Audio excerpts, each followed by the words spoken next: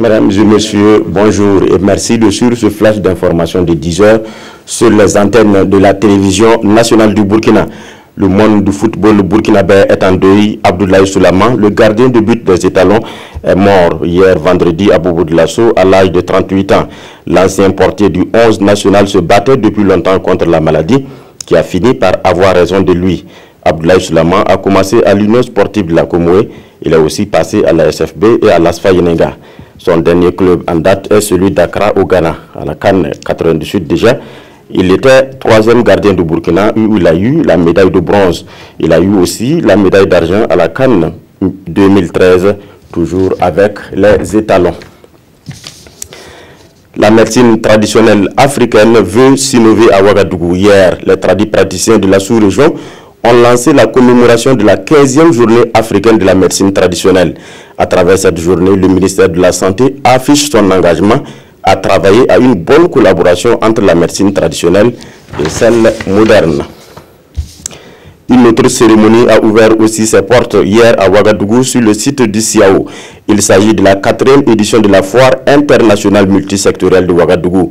C'est un rendez-vous entre vendeurs et acheteurs, entrepreneurs et opérateurs économiques des pays du Sud et du Nord.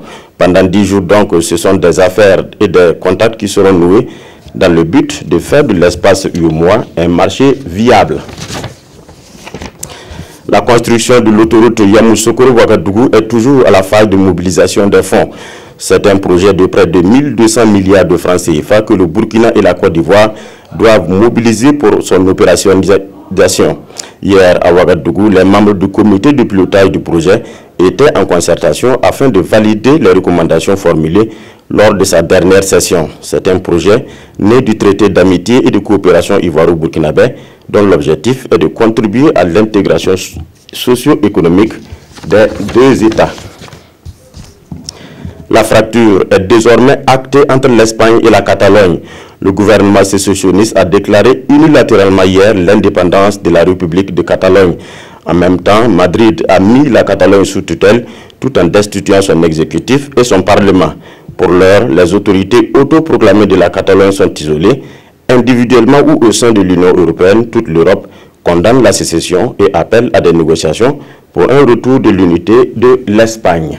Voilà, c'est tout pour ce flash. Merci de nous avoir suivis. L'information revient à 13 h avec Draman Dadia.